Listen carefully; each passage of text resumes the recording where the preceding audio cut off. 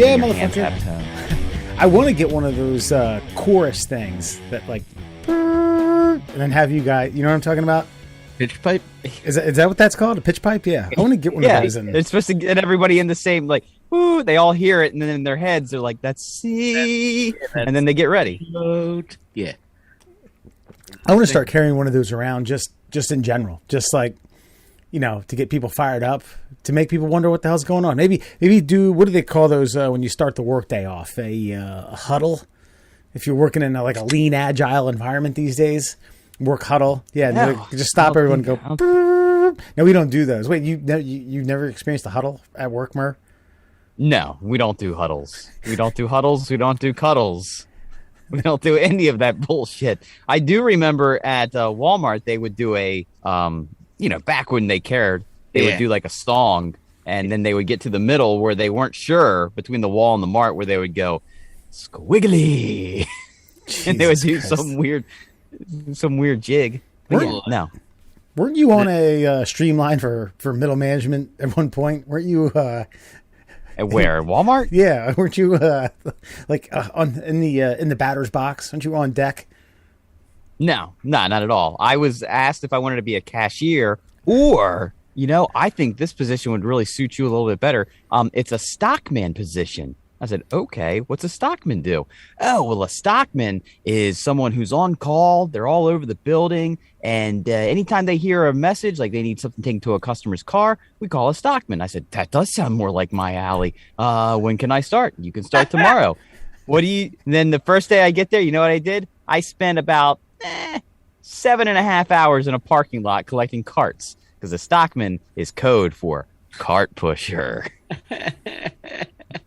Yeah. So, long story short, I didn't take my lunches and just decided I would go home an hour early every day until I was called into an office and asked if that was the case. And I said, absolutely. And they said, well, that's not how we do things. I said, well, am I taking my lunch at home at the end of my day?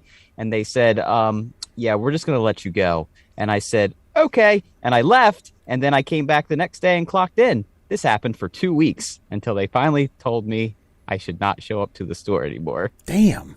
You imagine a conglomerate, a mega buku ridiculous, just entity like Walmart not recognizing that they let you go and you went and clocked in for two weeks. Did you work while you technically were fired? Okay.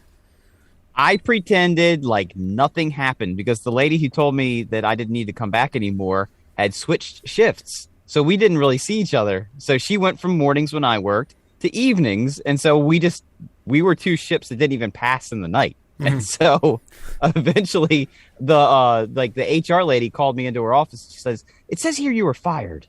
I said, yeah, I mean, we had a disagreement about me working here. And she said, well, it says that you should have been terminated 2 weeks ago. I said, oh, that's funny. She said, no, it's funny that you've been clocking in every day for 2 weeks, but I've seen you working. I said, yeah. She said, well, why are you here? I said, I was coming to work. She said, well, you don't work here anymore. I said, okay. And I just turned around and left. They pay you? That was the end of my Walmart. Yeah, they paid me for the 2 weeks, and they paid me for all my clock rings. Like, I was legitimately there doing what I was supposed to do and going home an hour early because I wouldn't take my lunch in the middle of the day. I say good for you. I say good for you. Man, that's a very different experience to my Walmart experience. I worked at Walmart in Columbia. I worked at the customer service counter, like the general customer service counter, where you brought returns and shady Africans sent just under $10,000 wire transfers to Ghana and stuff like that. You know what I mean? So yeah, that my experience was totally different and very much interesting. There were lots of cash transactions. I held a lot of stinky cash, just smelly cash. That's the only way I can describe it. And processed a lot of MoneyGrams. I don't know why that was kind of the thing there. Well, because I think at the time, how many years ago was this? Over a decade? Shit, yeah, probably at this point. Yeah. At that point, Walmart wasn't being their their money transactions weren't being tracked quite on the same level as like a Western Union or so, because I know that my wife may have stopped a child trafficking ring from Central America because someone was making too many transactions to too many different people for the exact number under like what you were allowed to transfer legally. And like 10 grand, and then you got to like fill out a form, and I got to sign it. Yeah. I don't want to sign anything. Like, so they would send like me. I was going to say they were sending like the ultimate authoritarian that you know the buck stops here. Literally is me, Alan Giannis. Well, here's the thing: is like they'd be like, "Here, I want to do this like $15,000 transaction." I'd be like, "God," I was like, "Man, you know, I had like a 20-minute module on a fucking one of those like pink Apple computers in the back here in the fucking training room for like." Literally 20 minutes. I answered a couple questions. I actually clicked next. I failed the quiz once, and then I redid it again, and I fixed the answer that was wrong. And now I can send MoneyGrams. Like, that was the extent of my training. I shouldn't be doing fucking handling cash transactions like that. It's preposterous. But, you know, Walmart. 15 grand. Here, where do I sign? Where do I sign to make this happen for you? Shit. I think the only, well, I have two. I have one work scam and one not necessarily. It was on my way to work scam. But while I was at work, when I was working at a hospital in Annapolis, that's all I'll say. You know, let's quick Google search to figure out which one I worked at. Not that you've mentioned it like 50 times in the past, talking about like psychotic castrations and such. But yes, continue. That was at University of Maryland. That's not. It's a different hospital. So I was an hourly employee. Okay. And any second or more or less minute that you worked after 8 hours, it knocked off a half hour. So you had to work 8.5 hours to accrue 8 hours of work. So the way I saw it, you needed 42.5 hours a week in order to get paid for 40. I inadvertently and coincidentally found out that any second or minute under 8 hours, they didn't dock you for a half hour. So what I did was for 4 days a week, I was working 7 hours and 45 minutes, and 1 day a week I was working 9.5 hours for a total of 40.5 hours. So I was saving myself 2 hours a week, still getting paid the same. Look at you. Yeah. Look at you. Yeah, because we have a similar thing happen where if we, if we make it to exactly 6 hours, then they cut a half hour off. So on those days where I can get done super early and I just want to leave, I will clock out at 5 hours, 59 minutes, and about 45 seconds. Don't want to cut it too razor thin there. And then I get my 6 hours in 6 hours instead of 6 hours and 6.5 hours. So someone's like, "Hey, Murr, huh? Oh!" Yeah, no, that has literally happened before. That has literally happened, and I have to sit around for another 30 minutes fucking finding conversation points. Yikes. The one I was going to bring up was I did get caught making fake monthly MARC train passes for myself. And that's not necessarily work, but I was on my way to work. Wait, hold on. I remember you telling this story in passing, but what were you doing to make?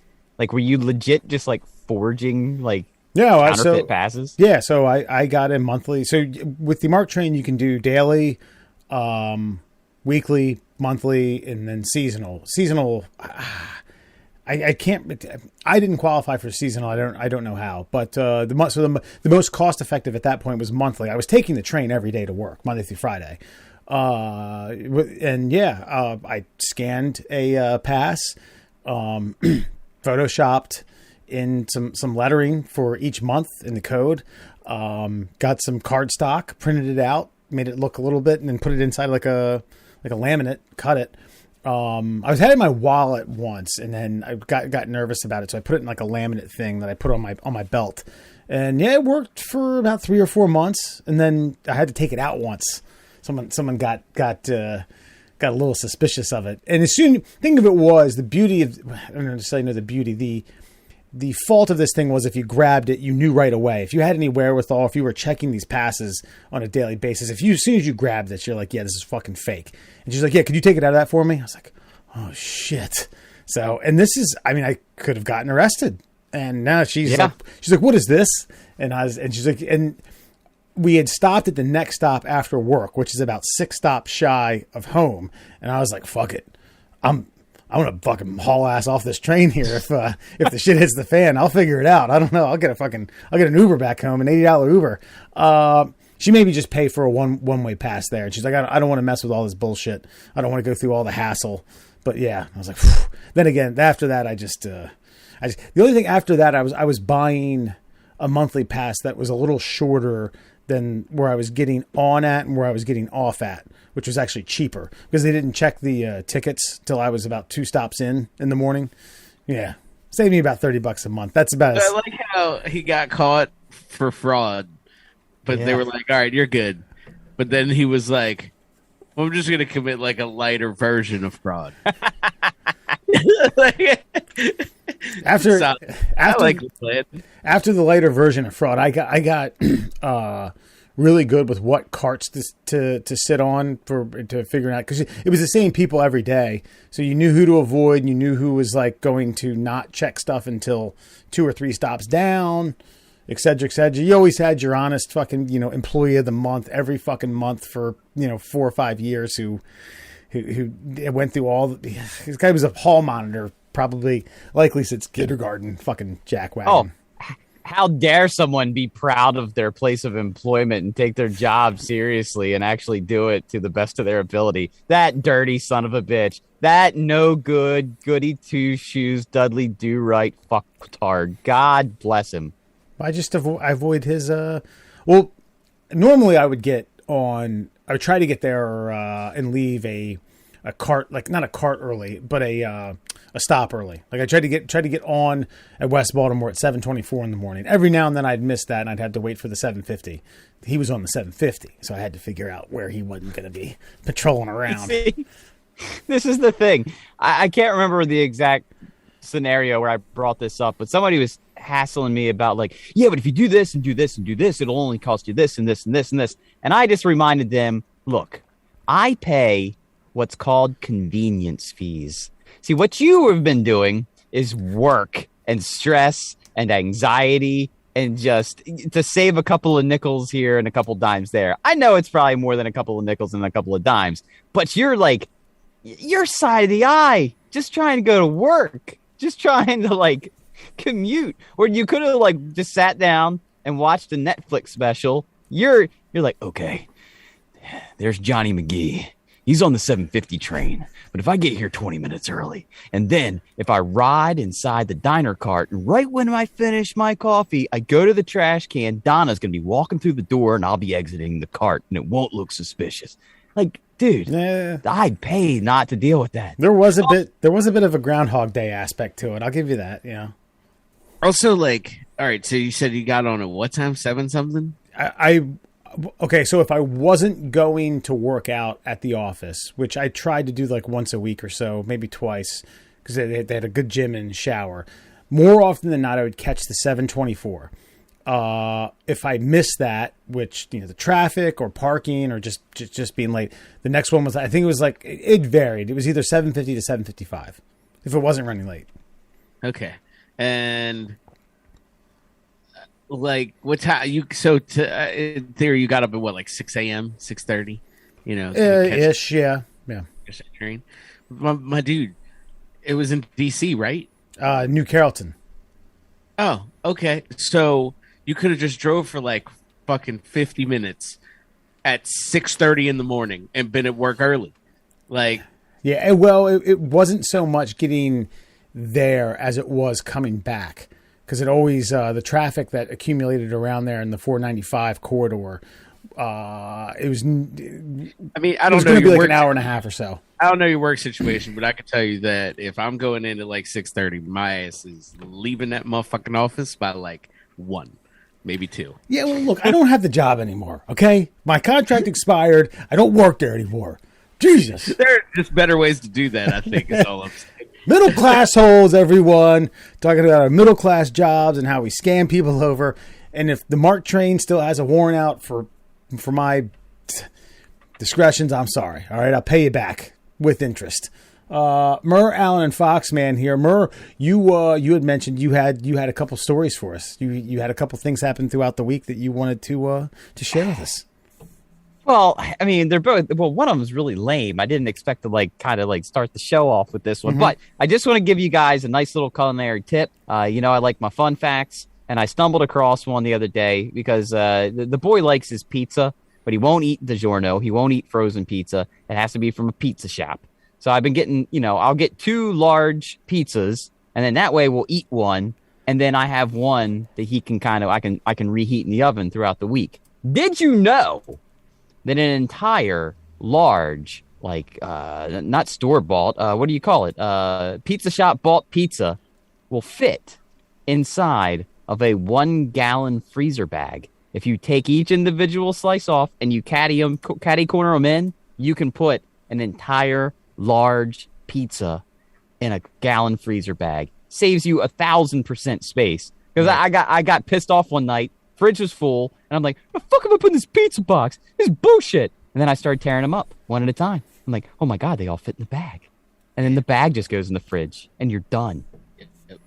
That's how Kelly does it, and it's kind of genius. I've heard the first time I saw it, she puts a lot of things in Ziploc bags, and I'm like, "This is a weird."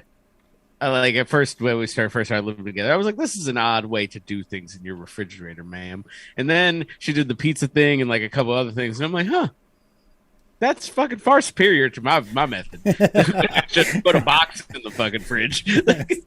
And so, for a man who I know enjoys his quick convenience foods, Wesley, and lives with 2 other people, I know that fridge situation's got to be getting a little funky every now and again. There's your space saving. And that's why I didn't want to start the show with a freezer bag story about a pizza.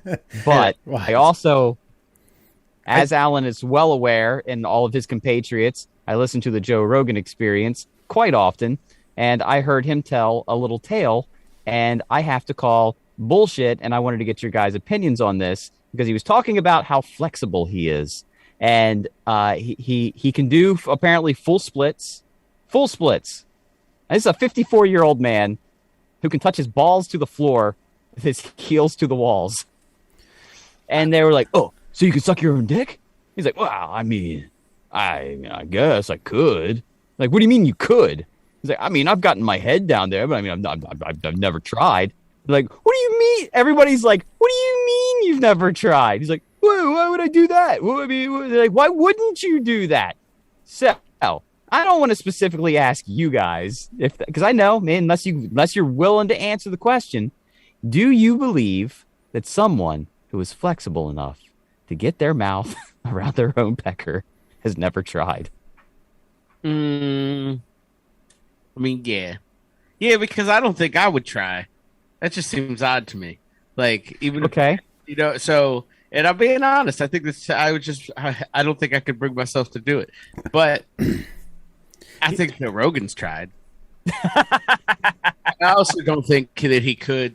I mean, I think generally speaking, the right person would have to be flexible enough and probably have an ample size penis. You can't, you know what I mean? I would say above average penis at the very least to get that done.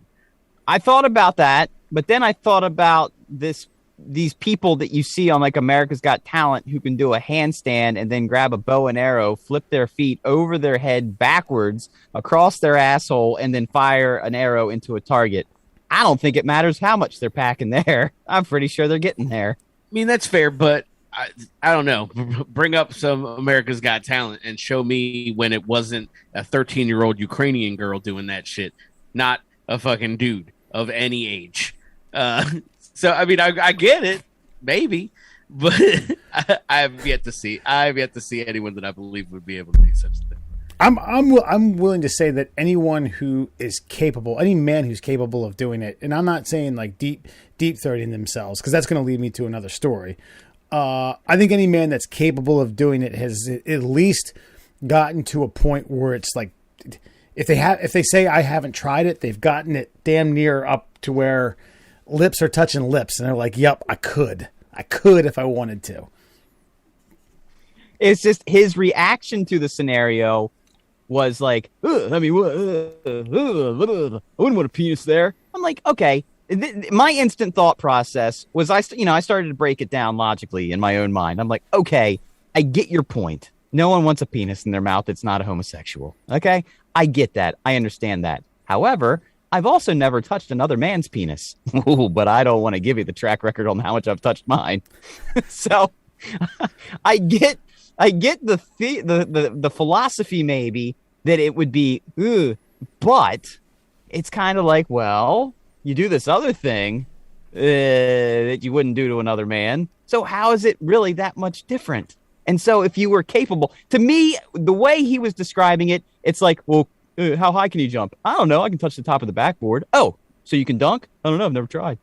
Like, what do you mean? You just never throwing the rock down? Like you've just jumped up there? Like, yep, I can get this high. How fast can you run? I don't know. I've run a marathon before. Oh, how fast did you run? I don't know, like an hour and 59 minutes. You broke the 2-hour mark? Kind of got to the end, just gave it. I just figured, what the hell? I'll just go home. 100 yards to go. Why finish? I think you've listened, right there. You've listened to Rogan enough, though. Is he the type of guy that would be that stubborn about like, I don't know. I've never tried. Like legitimately.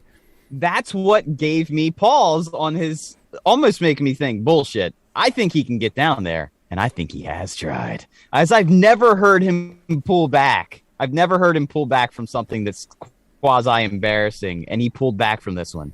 So it was just the general reaction. I'm like, almost like he didn't want to come off like, gay, like for I've done this thing. And I just was sitting there, gotta tell you something. If I was capable. Yeah. Like I said, I think any person who is capable. I was going to say what I was going to say was I lost $100 on this very bet. I said I didn't believe that there was a man that could deep throat themselves. I said yes, that they could suck their own penis, but they couldn't like gobble down from all the way to the ball sack. And I bet $100. I lost that in probably 5 minutes. It was found. It was found on. It was found on Pornhub. It was shown to me. I PayPal'd this person $100 right away. I was like, God, that was stupid. That was really dumb. Hold on. This is the guy who won't pay full price for a Mark Train ticket. That's pretty certain on this one. Well, it needs gambling money. That's why. Yeah. I only go for long shots. Man deep throating himself to his balls. Apollo Creed. Like balls deep in his own penis. You've seen a video of this. Clubber Lang, long shots. Listen, I got to tell you something. The internet and pornography are undefeated in what's available. I just thought that your spine wouldn't allow you to like, but I found out that some presumably Ukrainian or Western Russian fella just had no he certainly didn't tread water lightly like Joe Rogan. He set up his webcam, went back, went whoop. It's like, wow, $100 gone, just like his dick.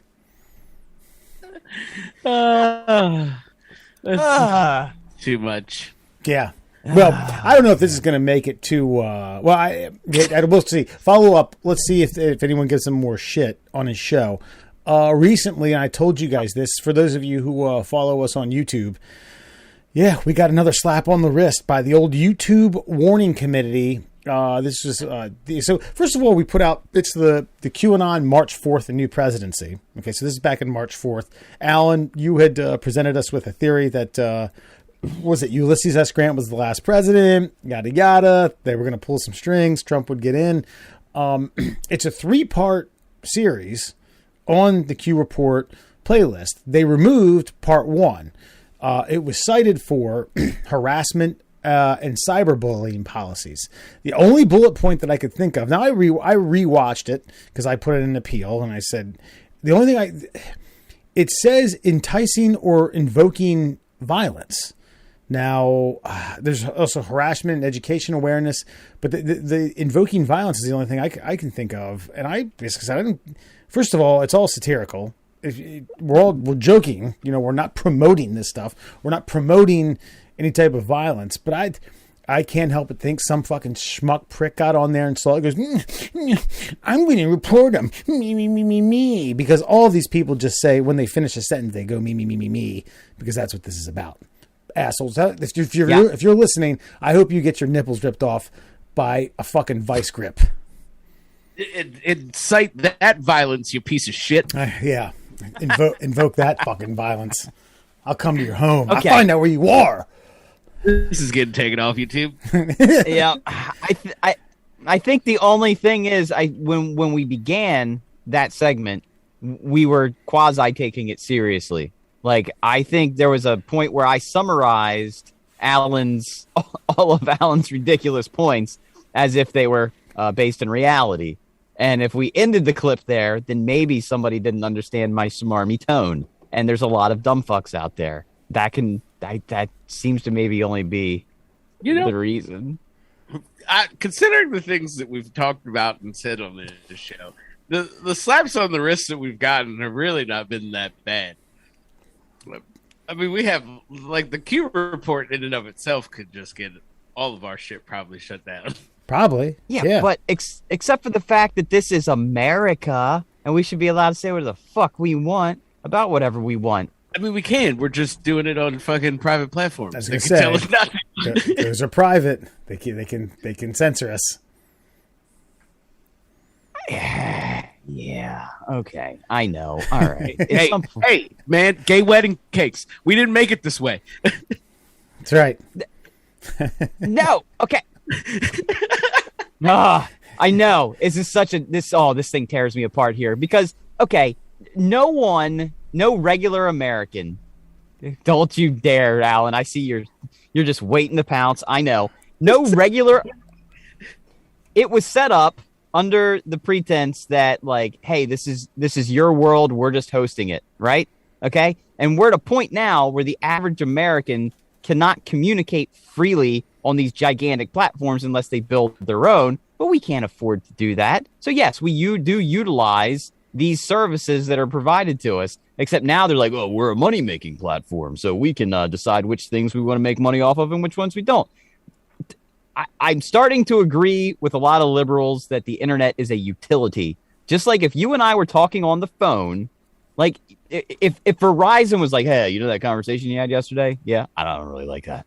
Like they're a private company. They could shut my phone off if they don't like my conversations. And so to me, YouTube and platforms of that ilk, they shouldn't be regulated like this. Same with Twitter, same with Facebook.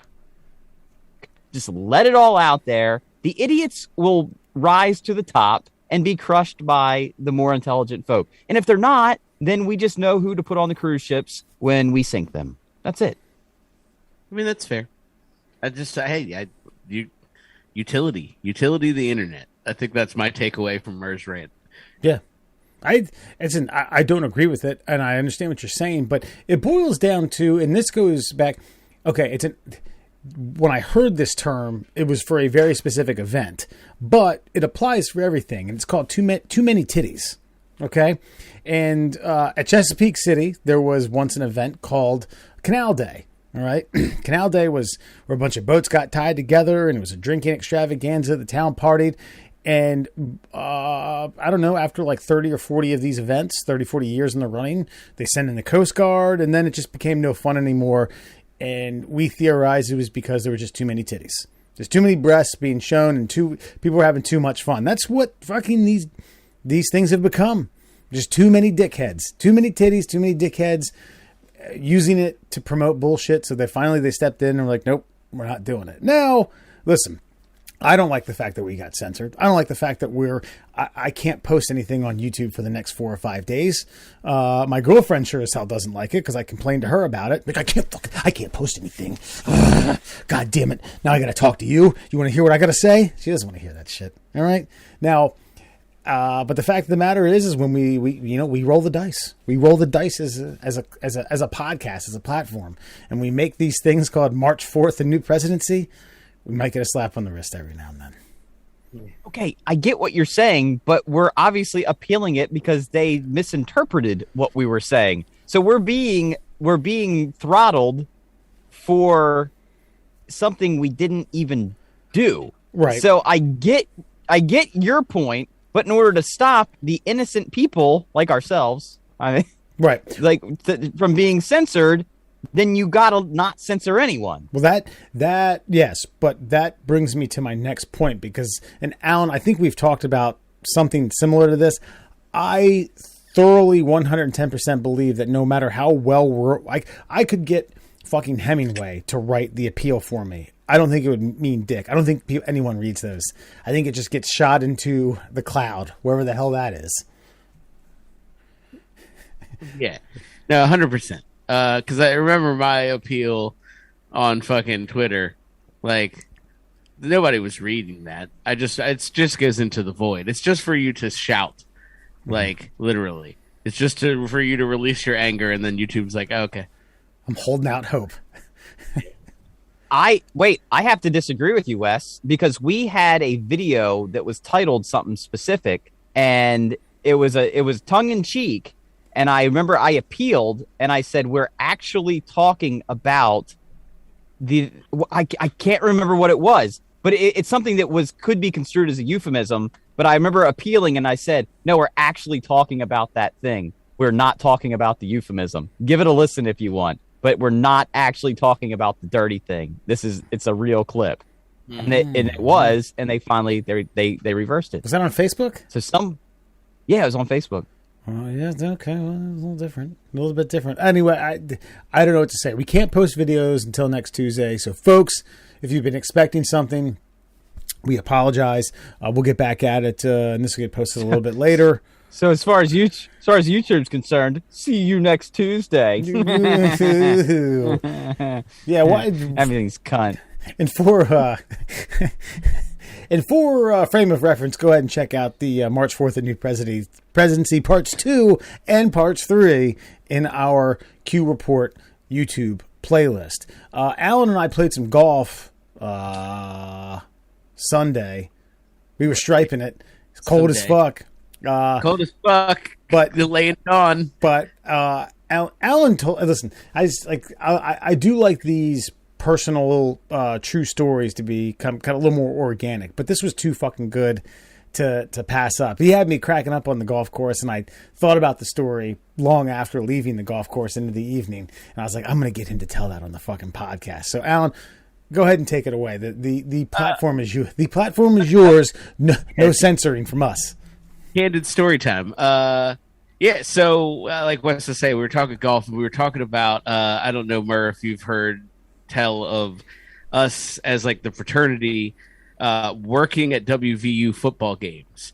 You could like sign up and they would pay the fraternity like X amount of money for like X amount of hit. I don't even know how it worked. So everyone, what would you do? What would you do? Security. So your people are walking in. You're making. You would do like ticket takers. You would like check bags and shit. Christ. So yeah, and it's just us. But yeah. So it's an hourly rate times everyone that's there, but you get one check. So the idea is like we commit one day, all of us for 8 hours. We could make a couple $1,000, and that'll go towards more beer. Raging. Yeah. Yeah, I'm understanding the concept, but the philosophy of what they're attempting to do with a bunch of chuckleheads like you, they would need security for the security team that's out there. Well, nobody said the West Virginia Stadium Authority fucking was a top-notch institution. We're just saying that I'm just setting up the scenario here. So, like you said, us children were minding other adults going into the stadium. And it got a little crazy, as you can imagine. It was West Virginia, Louisville. So I think, was that a conference game? I think may have been at the time Big East. Yeah, I know West Virginia now is Big 12, but at the time that Big East, yeah, they were rivals. Yeah, so it was a conference game, big game, fucking. It's West Virginia, man. It's exactly what you think. If you've never been to Morgantown, Morgantown's a wild place, and it's just up in the mountains like Frostburg, but on steroids. And people start drinking extremely early for extremely early kickoffs. So as you can imagine, people are getting all tuned up. we're working these gates, people coming through, all types of shit. I know other brothers saw things in purses, large bags of drugs, all types of crazy stuff. But I remember vividly, right before kickoff, a gentleman the size of a fucking Peterbilt fucking strolls on up to me. Guys, I'm 5'4". Like, I'm a hefty guy, but I'm only fucking 5'4". This guy Alan described him as a 300-pound Jethro. That's exact. That was what I said on the golf course. Because my man was in a cutoff tee, his West Virginia hat, his West Virginia cutoff tee. Like I think there were jorts, and it was kind of wintry, so it was chilly up in West Virginia. But my man steps up. He's as nice as can be. And I'm like, hey, buddy, I can't let you come in with that cup. He's got a red Solo cup in his hand. Just full to the brim. You could see brown liquid just kind of sloshing around. And I was like, yeah, man, can't let you in with that. He's like, oh, brother. He's like, it's this is fucking full of Crown Royal. I was like, whew. I was like, yeah, I mean, I get it, but I can't. Yeah, we can't let you do it. I mean, honestly, you could do whatever the fuck you wanted, but I'm supposed to tell you you're not supposed to come in with that cup. And he was like, all right, man. Well, bottoms up. Oh my God. And I knew this is where I was absolutely going. fucking murders this red Solo cup of Crown Royal. And I think it had like 1 or 2 ice cubes in it just to keep it not room temperature. And my man throws this cup in and just walks in. like nothing. Like he had to throw away like an open bottle of water so he could get into the stadium. It was the most incredible thing I've ever seen in my life. I think I both gagged and orgasmed at the same time. It was fucking incredible. I don't know if he died. I would assume, but he would, like I said, he was the size of a mountain. What did What did you say? He said, "I'll see you later," as if. Or what did he say? He did very matter of factly. He said, "I'll see you later," and like I was still going to be around, or he would have vivid memories of what's going to happen in the next 4 hours. Like, yeah. And look, this coming from. I was a 19-year-old drunk at the time. I'm not going to lie. Like I was getting it in. No. At no point in time do I think I could have accomplished that feat. Yeah, he told me that story. I think I was manning or had pulled the flagstick out, and Alan and Doug were putting at this point, and he told that story, and I instinctively went. Whoa! I also think, I'm not going to lie, I told that story while standing over like a 20-foot putt that I made for par. Oh, yeah, Alan was on fire on the back nine. I'll give him that. He was fucking, like, you get storytelling time takes the edge off of long putts. When you're rattling off stories while you're standing over a putt, you're comfortable. Right. You're not thinking too goddamn much. And, that event, well, it made sense for a lot of reasons. One, because we obviously wanted to make money in order to party more and also to be able to afford really nice houses for formal and have alumni come up. A lot of that was earned via parties. Okay. We'd have these fucking 4 or 5 keggers at a house. We charge $3 or $5 a head, but we wanted to do other things as on top of partying. The problem with this was, while in theory, sans the West Virginia Stadium Authority theory about like, we'll just get anyone with a fucking heartbeat to throw on a security vest and like, oh, you're good. Give you vests and shit too. It's legit. Can you read that sign right there? Wait a minute. It says A. Yeah, of course. All right. Saddle up, partner. 5 hours. But that's your section. We'll see you there. It's getting, I don't know, anywhere from 15 to 20, but like hung over 18 to 22-year-olds to drive 1 hour, 45 minutes to 1 hour west to be there in Morgantown, West Virginia around 8 o'clock was always, you talk about like herding sheep. It wasn't even close. It was worse. It was banging on fucking doors. Herding cats, bro. Just like, yeah, we're all about it. And some schlep would get loaded and not go to bed until 4 a.m. and answer his door in his boxers. But what? Like, what do you mean what? We have the fucking game today. Oh, shit. All right, I'll be ready in 20 minutes. We needed to leave 20 minutes ago. I just brushed my teeth. I'll be down in a minute. We're late already. Fuck. Oh, you think you want to get 330 million people fucking vaccinated? Ugh, we can't organize that shit. Like, also, I was telling Wes, like, that game was crazy. So they were conference rivals, and they went into like 4 or 5 overtimes, and so ultimately they brought a bunch of us volunteers again, fucking 18-year-old hungover kids. They brought us onto the field to make a human fucking wall around the edge of the stadium. Like, we were going to, and I was looking at like fraternity brothers and shit. And I think there was a sorority up there with us, and I was like, yo, I'm fucking out. Like, if anybody climbs over this wall, I'm not getting involved in this. Like, absolutely not. So this is how people die. So what you do is put your arms together like this, like you're linking up, all right, and don't let anyone buy you. I seen what happens when white people's football teams fucking win. All right, I understand. I know what the fuck goes on in Morgantown, West Virginia. You got a 300-pound Jeffro up there who's browned out fucking for the last 4 hours. God, no, you guys are just fodder for lawsuits. Like, well, they trampled our security. They trampled the security. Oh, you mean the children you bust in? Yeah. So I could see that but being up in front of like some sort of like West Virginia attorney, and you know all of you guys have like bruised faces. Like, wait a minute, so this is the help?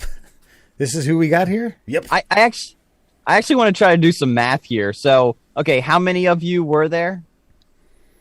I don't know. What, 15 to be fair, could be give or take. You know. Yeah. And how much did they pay you? What are they doing? Was it like $9.50 an hour, $8.50 an hour, $9.50 an hour? Yeah, $8.50, $9.50 an hour, something. Oh God. Okay, never mind. I don't need to do any math because that's what I wanted to figure out. So they were paying you $8.50 an hour to be in charge of other people's well-being and livelihood in a fucking stadium full of belligerent assholes and a what could be considered a violent, aggressive environment. Well done. Yeah, then they stopped doing it. No. Alan, why didn't they catch wind of like non Frostburg related like fraternity sororities or something like that? They were like, nope. Oh yeah, something like that. I don't know, dude. All I know is that like you sat me in front of a gate that like was like it literally my gate faced a parking lot that was the size of fucking I don't know Camden Yards, and it was just fucking West Virginia fans just walking up at it. It was just a wall of blue and gold. Like I was like, man, there's no shot. You could have brought a woman could have had a 38 special in her purse, and I'd have been like, you're good. Get in there. I don't. What do you want from me, man? Just no cups full of Crown Royal in this stadium. Not today, Cheech. Burned into my brain. I must have watched him like a small child, like just in wonderment. Shit, I wonder if it was a dare or something like that. Oh, yeah. So we're going to get to our loan segment for the night, or loan news segment for the night. This was posted on the official Middle Classholes Facebook page. Haitian what's this? Truth or Dare student guilty of grandmother's murder. So Mary Gregory, that just sounds peaceful. I mean, it just sounds lovely. Sounds like a nice lady. 94 years old. Unlike how she died. Yeah. 94. Christ. Died from smoke inhalation following a blaze at her home in Heysham, Lancashire in 2018. Her death was treated as an accident until Tiernan Darton, 21, who confessed to killing in a game of Truth or Dare, made a similar confession during counseling in 2019. So let's see here. It's Truth or Dare. He said he was going to smoke her house out, and she died of smoke inhalation. Is that what I'm gathering here? He just thought it was a joke. Yada yada. No, he told the authorities that she was a heavy smoker and she must have fallen asleep with a lit cigarette. But come to find out, in his Truth or Dare game, he admitted to setting the curtains on fire. And she fucking couldn't get out and died of smoke inhalation. Oh my God. I was laughing before you said that. Now, oh my God, 94? Story. Oh. I'm just mad at this entire story because apparently some folks don't know the rules of Truth or Dare. If you want the truth, you better be able to handle the truth. That's a good point. They contain including a good hiding place and a quick exit, as well as a good alibi. During the inquiry, it emerged that Darton had also confessed to several weeks after Mrs. Gregory's death during a game of Truth or Dare with two friends in which he revealed his darkest secret. So yeah, I guess he was going. Well, no shit, he was going to therapy. Christ, I'm shocked that they're doing that. You know what the worst part about this is, and this is probably going to be a bit dark, but like she's 94, right? It was probably like one of those situations where you see on TV where like she's just not strong enough to like lift a book, and that's what would have saved her life. See Merlin and like it's just like it's so terrible. I knew before I even said it. I was like, I shouldn't say this. I'm going to hell. But no, you're right. For comedy's sake, like you know what I'm saying, like the latch jammed, and her fingers couldn't get it, and that was it. That's how it goes. Well, her paper thin skin probably caught fire immediately upon touching that hot molten metal. It's terrible. It's so terrible. I'm gonna think about like we're trying to make jokes about this, and some young man is forever going to be haunted by this, and his family probably will never forgive him for killing grandma. And you guys find the silver lining in it somehow. No, what he's going to be haunted by is that sweet old grandmother that he lit a fire. Oh God, yeah, perhaps coming back looking like the fucking crypt keeper. Yeah. Have you seen my keys? Or like she could have got out of the window, but she had to climb like over the couch and just physically couldn't. Yeah, it's like. Terrible. There was my family for a long time. This may be a little bit before you were coming over regularly, but they had this semi kind of red burgundy leather couch. I used to like it. Now it was probably from the late 70s, early 80s, but my parents ended up selling it to a neighbor. Literally like catty corner across the street. But I liked it because it got cold during the summer. You could lay on it and have a blanket, and it was comfortable. But it wasn't exactly conducive for family life. Just think of like kind of a seedy red leather couch. But sold to the neighbors. The theory goes that the thing was pretty flammable if you burnt through the leather exterior, and someone fell asleep with a joint in their hand and burned the section of the living room down. Now, no one was harmed. No one. I think maybe like a few like first or second degree burns, but and the irony was the family's last name was Burns. But yeah, that was we always found it. It was always a good inside joke amongst the family that leather couch burnt a section of their house down. Yeah, but I don't know. Well, what's your guys' take? Okay, if you're playing Truth or Dare, I'm not saying maybe I am saying they shouldn't have turned him in, but like Truth. Have you ever sucked your own dick? No. Next question. All right, go on. Sorry. No, but do you see my point here? Like, what's the point of playing Truth or Dare if you can't handle the truth? That's the whole point. Because usually the dares you have to do are terrible and either humiliating or disgusting or just, you have to somehow, if someone dares you to do something, obviously they're not going to dare you to like, oh, well, why don't you go eat a Hot Pocket? No. They're going to make you like, I don't know, like take your pants off or something, or do a jig that you don't want to do in front of a crowd of people. They're going to make you humiliate yourself in some capacity. So when they ask for truth, they want the truth. But if you give them the truth, you go to prison? That doesn't seem like a fair game to me. Wait a minute. He revealed this in hold on. I thought he killed Grandma on a dare and unveiled that during therapy. You're saying he unveiled that he killed Grandma inadvertently while playing Truth or Dare? Oh, I'm glad we went over the story. He killed his grandmother. Then, a few years later, He's playing Truth or Dare, and they said, "Tell us your deepest, darkest secret, Truth or Dare." And he said, "I'll tell the truth." And then he told them the story. And then the friends turned him in, and then when they turned him in, the cops had to go through and do an investigation, and that's when the therapist was like, "Yeah, he did admit this in therapy. Like, you can't, like, the therapist can't just out you. It's therapy, right? Until there's an investigation." And then there was, and then they found out the truth. And apparently they couldn't handle the truth. Right. And I don't want to keep saying the Jack Nicholson line, but I can't help myself. But he definitely killed her on a dare, accidentally, right?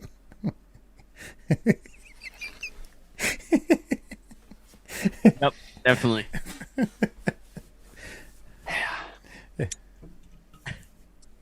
Come on, Bert. I got nothing. Okay. I don't know why I try. I just it's a good story. I'm glad we went over it. You know, there's a lot. It's deep. It's deep seated. It's like, it's a good story. I don't understand it. I don't understand the point, but it's a good story. So wait a minute. He did or didn't deep throat himself?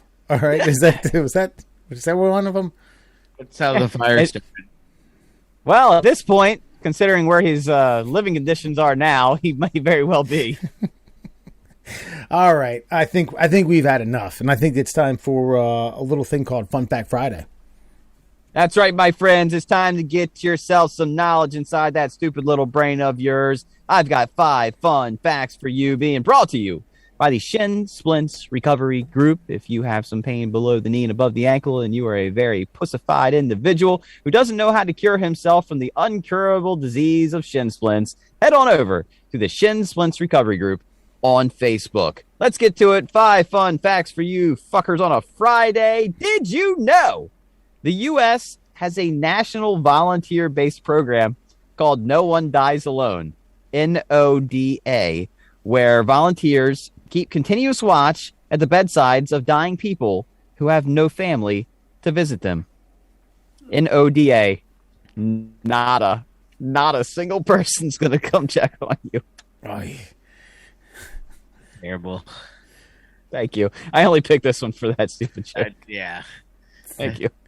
So this could happen at any nursing home, or do you got to go to a NADA facility to in order to have that type of care? I don't know. I just know that there's like veterans that don't have any family left. If there's like a funeral, there's like someone who like goes like just on their behalf. And so, yeah, I guess if you're dying and there's no one there, you know, they don't want the tree falling in the woods with no one there to hear it. You want someone there for that last raspy breath, no matter who you are. It's actually a very heart-filled kind of organization there to make sure no one dies alone. Yeah. Better than, but do you think they raggle or like bait and switch people with the, what was your job title initially at Walmart? I was supposed to be a cashier, then I became a stockman. Stockman. Do you think there's an equivalent to stockman for the NADA organization? They tell him, "Oh yeah, you're going to be doing paperwork," and then it turns out, no, you're just going to be sitting here holding the hands of dying people who don't have anyone to help to hold their hand. Like my situation, it might not be a lie. Where like, okay, we need you to watch this person die, and then write down the time of death. Seems easy enough. I could do that. All right. Is that it? All right. Okay. All right. Well, did you know? So wait, was it truth Harry... or dare? All right. Go ahead. Harry who? Sorry.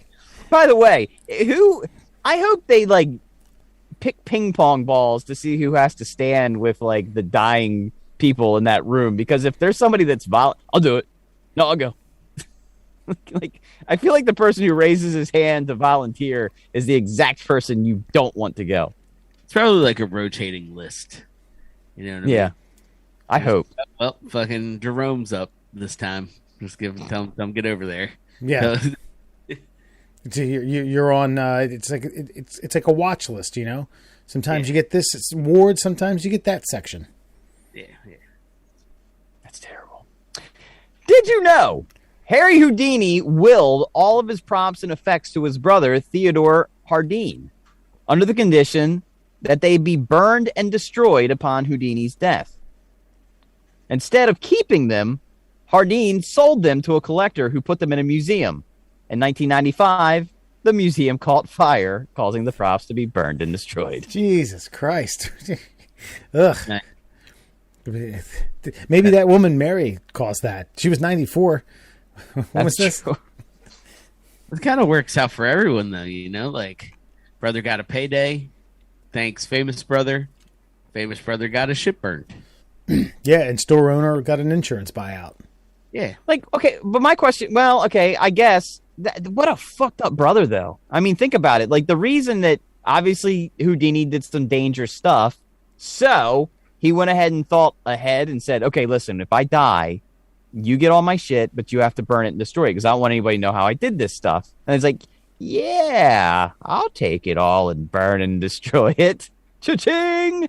And then people, I mean, obviously people figured out how he did stuff and because of this. It's just fucked up. It's just fucked up. There was a lot of people who got rich off of Houdini. So he was fascinated by paranormal and afterlife, and said, if there's a way that I could do that, if there's a way that I could communicate with the living while in a dead state, I'll do it. And there were, quote unquote mediums who said, who were making money off the fake Harry Houdini spirit. So Houdini made a lot of people rich after death, which I guess, give back to the living, right?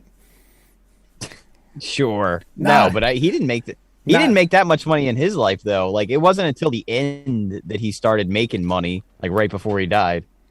Can you imagine if a guy like that was? You mean he would be a millionaire today, even with some of the the death-defying acts that he did, getting buried alive with the straitjacket things, even cool still, and he was doing that inverted over Niagara Falls. Oh no, he would have made a lot more money. Even if you did compare for inflation and all that, he would have made a lot more money today than he ever did back then. But he was about to give it up until he did. He did like the river trick, like where somebody threw him in a river in a sack and he got out. But he called he set it up so all these people came out to watch. And he did shit like where you would be in the theater for 3 hours and the trick literally took him 2 minutes. He was just sitting backstage smoking cigarettes and then finally comes out at the end and everybody claps. It was all about newspaper coverage. So he didn't make money until like the last 10 years of his life, and then that was it. It's kind of tragic, really. The most well-known magician of all time basically just barely scrapped by until the very end when he died. I'm pretty sure that's how most artists, I would consider them artists. Like, that's how most artists end up, they don't get famous till they die. They don't get rich. They're just poor. They're poor fucking artists. I don't know, man. Every now and then you get a couple, but like contemporary ones. But that shit's not art. That's just garbage that people are like, look at my art. So I don't know, man. Like Snoop Dogg's doing pretty well. He's had it pretty good since he was like 20. 19, he's like 50 now. I was going to say that Houdini was he was struggling and then started doing well, and then a fucking 280-pound Jeff Rowe punched him in the gut when he wasn't looking. It's true. Wow. This is a very depressing Fun Fact Friday. It's going to get worse. Hold the phone here. I just read ahead. Did you know? While filming The Wizard of Oz, Margaret Hamilton was severely burned during her fiery exit from Munchkinland. She later refused to do a scene that required her to ride a smoking pipe broomstick, so her stunt double, Betty Danko, did the scene instead. The pipe exploded on the third tank, scarring Danko for life. Jesus. So is this the Wicked Witch, one of them? Yeah, this was the Green Wicked Witch. I guess, remember, like, at the end, she's like, I'm melting. Yeah. Well, apparently they had to use, like, real fire because it's, like, 1930. And so she got burned. She's like, fuck that. I ain't doing anything else where you light shit on fire. And so her stunt double did it, and the broom exploded and, like, maimed her. Fuck, didn't the guy who played Tin Man get fucked up really good because they were using lead paint to I think that's also true. Yeah, the guy's a fucking God. It's such a classic. A lot of people got fucked up in the making of that. It was old Hollywood, baby. MGM, bro. Yeah, GM. If you want your movie to survive for 90 years, you got to skirt a few OSHA regulations, my friend. You got to give an adult male fucking lead poisoning. Like, Yeah. Yeah. It's just, it's how it goes. And I think You also have to exploit like 50 fucking little people. it's a good point. What else are they going to do? What are they going to do? Well, I mean, it's nothing, but I'm 1930. fairly certain they used to like throw them around and shit, like, because it was the 30s. Like, you just tossed midgets and stuff. Like, that's I didn't make it. That's the time. Yeah. Well, you're not painting a good picture for yourself then, because if I got the option between being exploited in a film and being thrown from a cannon across a field dressed up as a pumpkin in lead paint, then I think I'm going to take the movie exploitation. What I'm saying is that they were movie exploited, but like on the movie set, I think like some of the people like tossed midgets for funsies. They were bullied, is what I'm saying. Not like the alternative was to get shot out of a cannon, which honestly might as well. Yeah, movie's done. Now go back to the county fairs that you came from. That's how they exited that sucker. Yeah, and I feel like the woman who played Dorothy became an alcoholic. Now I don't necessarily know if that was. Judy Garland. Yeah. Judy Garland was fucked up, big time.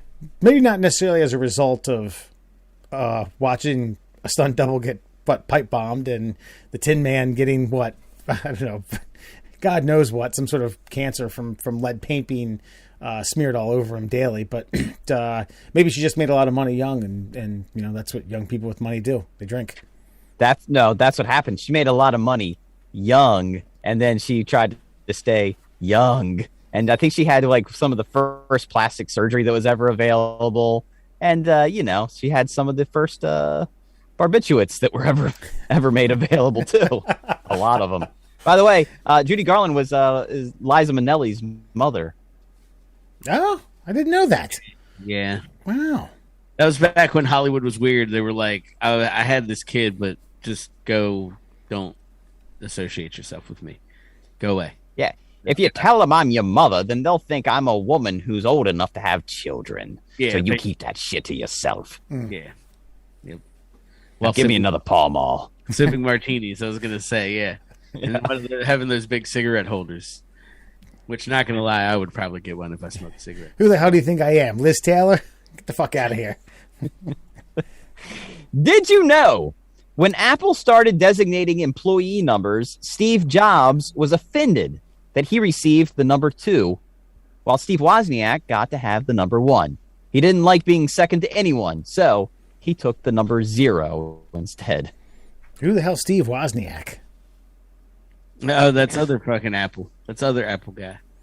Yeah, they were like the 2 co-founders, and Steve Jobs was just a megalomaniac, and he didn't want to be second to anything, so he undercut him by taking over a number that has no value, like his personality. A regular rich guy and like smart guy, and then Steve Jobs started wearing black turtleneck sweaters, and fucking the marketing department was like, "That's our guy."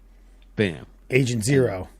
Yeah, and well, that's how it goes. To defend Jobs here a little bit, you also have to consider that he took 0 and Wozniak is 1. You got some binary code going there. Yeah, that's very true. I'm sure that's what old Stevie had in mind when he decided to be a cocksucker about the whole situation. What's a guy like Wozniak's net worth?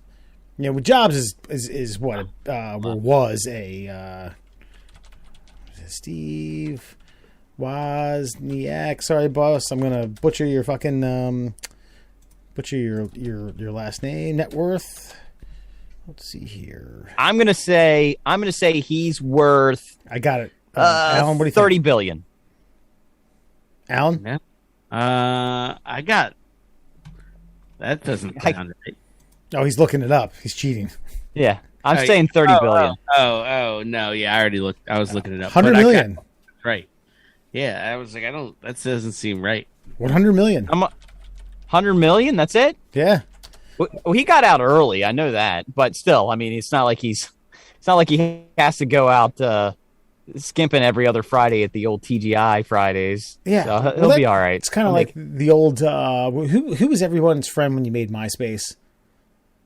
Tom. Tom sold MySpace for like 10 million. I remember he was at some entrepreneur roundtable and someone jokingly in the audience said like, "Hey, you MySpace, how's that working out for you?" He's like, "I sold it for $10 million.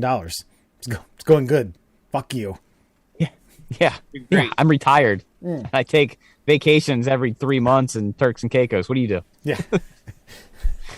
I saw a meme the other day that said it was something like along the lines of like a tweet from a youth these days being like, you know what? Facebook should have it so that fucking you can play your favorite song on your Facebook page and then your friends can know what you're listening to. And the like replied tweet was like, wow, we've made it to a generation that doesn't know what MySpace is. Like, yeah. Started it all, really. I wonder if we could ever find access to our old MySpace pages. I wonder if they're still floating around the interweb somewhere. I mean, there is still the 1996 Space Jam website, so I imagine that they're all there somewhere. So I just typed in MySpace, and it's not. Hold on, let's share this. Let's have you folks get a look at. This was like MySpace it was before. This looks very movie-y. I didn't even know how to describe this. News. Looks like so weird. Yeah. Well, it's supposed to be a music site now. Maybe. Oh, is it Yeah. music? Is people Tom Morello? I I think that it was like it was a lot about music back in the day too. It was supposed to be like musicians. Yeah. Yeah. Like bands and stuff. Yeah. Remember, you always get your like top friends. You know, you felt guilty about not adding certain people to that. And then you felt guilty about not having your side piece in your top 6 or 8 or whatever the fuck it was. Maybe she'll know. It's crazy. Can't have other side pieces up there. And finally, did you know Johnny Carson caused the toilet paper shortage in 1973 when he joked about a shortage on The Tonight Show? People frantically bought all the toilet paper they could find. Stores quickly sold out, causing people to start hoarding because they believed there really was a shortage, which therefore caused an actual shortage that took 3 weeks to correct. There's that magic bullet theory, man. This is why we talked about censoring earlier. Sometimes it's good. Can't joke around about that stuff. Can't joke around about marching forth a new presidency. Can't joke around about a shortage of Reynolds 2-ply. All right? People get panicky. People get nervous. Like people as a whole, like as a group, are stupid. You can't that's scientific fact, man. Like as you get groups of people together and you just become herds of fucking sheep, I guess is what we can call them, cattle. But yeah, people just start fucking doing dumb shit when they see other people doing dumb shit in close proximity. Well, I know that in that situation, here's where I fall in I'd be a guilty party. Don't get me wrong. Toilet paper shortage is going on. The only reason I'm going to buy toilet paper is not because I think there's an actual toilet paper shortage. It's because I know there's idiots who think there's a toilet paper shortage. So I need to get in there and buy toilet paper before all the idiots buy the toilet paper. Therefore, causing a toilet paper shortage. Yeah, that's certainly like I'm not going to be the last dude at the table. Like I'm getting my fucking plate full. Right. I don't give a fuck if there is or not. Yeah. Which is kind of what happened at the beginning of the pandemic. I kind of saw the writing on the wall, and I remember I told my wife, I said, listen, I don't know what's coming down the pike, but I know every idiot available is going to buy all the milk, all the eggs, and all the toilet paper. So before they get to it, could you just grab a couple rolls before you get home? And she did, and then we survived. I remember we had a toilet paper count here on the show. How many we had? Well, didn't you had to get Hall's Honey Pot to come out and service your stuff, right? And you guys were using like poster board for 2 weeks, right?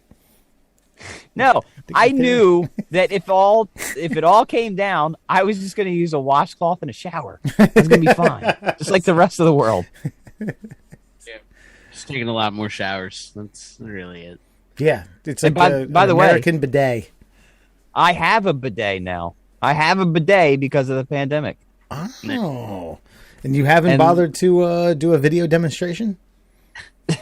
I can provide one if you'd like. Let's get a facial reaction. I don't need to see water getting shot up in your asshole to clean yourself up, but let's get like that initial like, or, yeah. There you go. You ready? All right, I'll talk for a second just so that you can. So the one I got, actually, I needed a new toilet seat. This is what happened. I needed a new toilet seat, and I had been debating a bidet because, again, well, what if there's another toilet paper shortage? Yada yada yada. I've heard some of my favorite podcasters talking about a specific bidet that you can get as an attachment. But I needed a new toilet seat, so I went there and I was like, oh, wait, this bidet attachment costs this much, and this toilet seat that has a built-in bidet costs this much. So if I could get just 2 in 1, it's actually cheaper than the option I was thinking of. So I got it. It's super easy to install, and then you just twist a little bit. And the first twist just causes some water to spray out to clean the nozzle in case you've explosively diarrheaed all over it so you don't get diarrhea back up your asshole. And then you turn it a little bit further, and here you go. Here's the reaction. It's cold water, but it's just like, And then you just kind of swivel your ass around. You're like, oh, okay. All right. Yeah. Okay. And then here's the best part, Wes. You grab a nice little chunk of toilet paper, and you wipe, and you're not even wiping shit. You're just wiping water off of your butthole. That's it. There's no shit left. It's all sprayed off. Yeah. You're clean. You're done. I do listen. And first of all, thank you for prefacing that with, and here's the best part, Wes, as if we were in an infomercial and you were selling this to me. I'm not getting too personal, but there have been situations where I've been caught without a wet one, and it's just like wipe, and you're like, God damn, man! Just if I could just get a little moisture around there, I'd feel better about myself, and not just a little bit better. I mean, a lot better.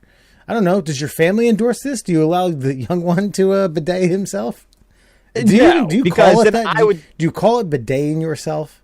No, I don't call it anything. I just call it taking a shit, and that's it. I don't have any reference point other than that. And if I told my kid, he doesn't even know it's there. And if he did, I would have bidet water on my ceiling because that thing can blast pretty damn hard if you wanted to. He would just be in there playing like army men, seeing how far he can blast them into the air with a full jet stream of water. So no, he has no idea about the bidet. Maria is worried about cross-contamination, if you will, so she won't use it. I don't know why I find this so fucking humorous. This is good. And I've been enjoying it, especially with my my hemorrhoidal situation. It's a little less comfortable to wipe, so I just give it a little back and forth, kind of like I don't know, like you're doing like some sort of sexy Latin dance on the toilet seat, and you're just back and forth. Oh yeah, right there. Jose right there. Gomez Diaz, yeah. And by the way, here's the other best. But wait, there's more. Sometimes you might not be done pooping as much as you think you are, and that little stream of water hits the cave entrance just right, and it's like, ho, you weren't finished yet. And then you turn that stream off, and you're like, oh, look at that. There was an extra boulder just waiting at the entrance. And now it's gone too. And you can go about your day free, clean, and clear. Wow. Sign us up. We'll start a pyramid scheme. Me and Alan will get other buyers, and you'll get the residuals. For what? They're like cheap as shit now. You just go to Walmart. I think they got them on sale for Black Friday for like $25. You just have to take your toilet seat off, put this on, put your toilet seat back on. You're done. Where does the water come from? Go ahead, Alan. The toilet. The actual toilet. The same water that fills up the toilet goes right to the bidet. Ooh. Yeah. No, that's I think I lost it when you were talking about like pooing on the nozzle, and then the thought of like there's probably some fucking engineer who's paid, handsomely, who's like, you know what, guys? We should probably throw a fucking poo shield on there, just in case. Get the Taco Bell squirts. You need to make sure you don't clog up the nos. And fucking like there was a discussion. Sure, like, there were intelligent people having discussions where they were like, well, don't want to get shit on there. That's going to be bad. There were some lessons learned for the first few models, and here we are at 2021. There you go. But Dave. And that, my friends, is your Fun Fact Friday. Thank you for that, Mr. Murr.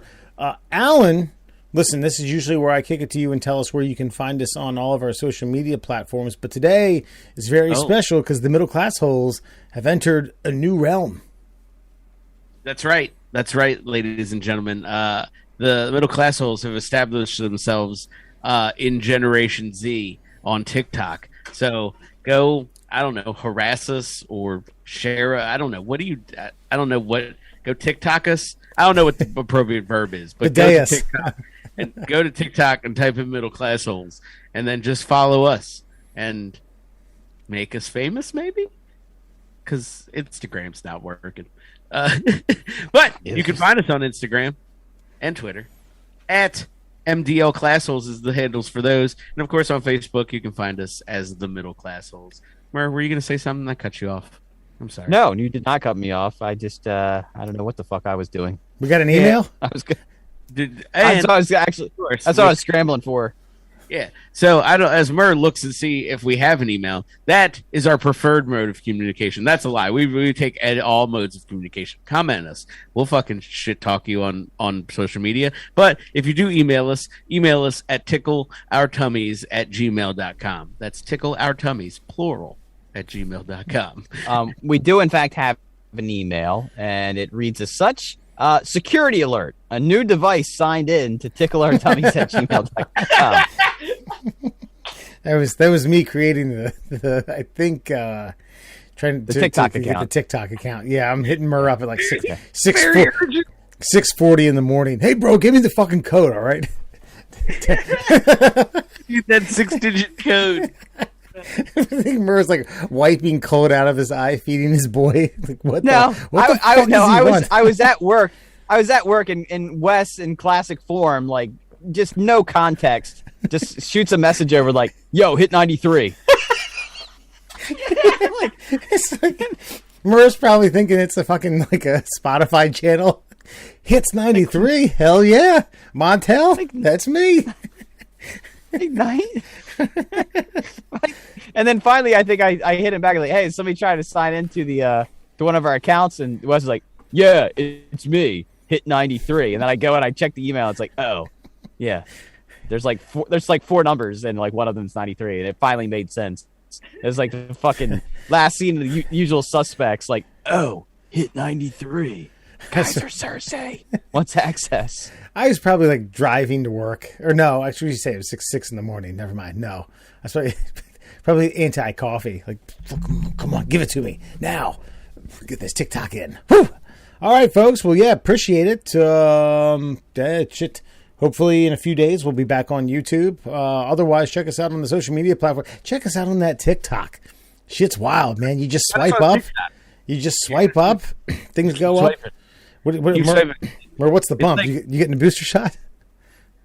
I was giving you the cue to say your line. Oh, yeah. I mean, if you get... Yeah. Sans all of our social media stuff, if you get caught producing, manufacturing, distributing, or purchasing a fake COVID vaccination card, I hope that somewhere in the world there's someone who still practices voodoo and is stabbing people's fucking nipples off who do those things. And testicles, and assholes, balls, and dicks. All right. Have a good one. Take care, folks. and the days shoot you through your roof. Good night. In the media age, apathy is